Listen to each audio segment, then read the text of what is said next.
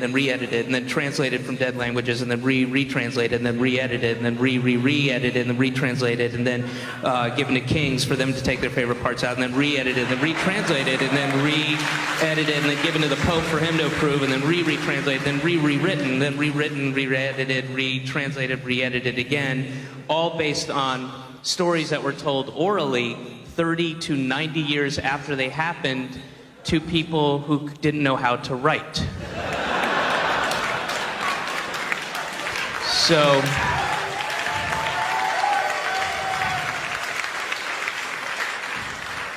I guess what I'm saying is the Bible is literally the world's oldest game of telephone. Now, is that the case? Is David Cross right when he says that we just have this long telephone game translation going through the ages where scribes and kings and popes all interfered within the history? Can we truly have confidence that what we have now is what the original authors wrote, given the fact that the most recent book in the Bible was written 2,000 years ago?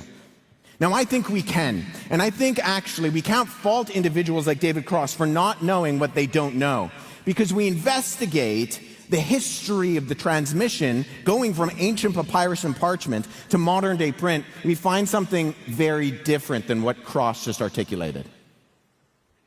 When we look back at how we actually go from ancient papyrus to modern day print, the history of the Bible is not some sort of layered web of translations. In reality, what we find ourselves with is a single step, going from the original Hebrew and Greek directly into our Bibles today. The translation of the Bible takes into consideration an amazing collection of archaeological evidence, from discoveries in Israel like the Dead Sea Scrolls, to papyri dug up in places like Oxyrhynchus. Over time, as we've uncovered more of these fragments and manuscripts, they haven't complicated our understanding of the Bible, but clarified it. The documents that sit behind the history of the Bible and the way that we translate them today gives us confidence in their reliability to go from the original languages into our own. Even though we're almost 2,000 years removed from the last book of the Bible that was written, as discoveries are made, we are not getting farther away from the text, but getting closer.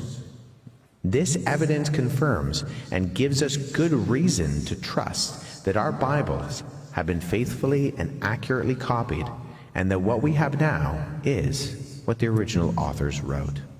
For lack of a better way of putting it, if you're getting your history from stand-up comedians, don't be surprised when it turns out to be a joke.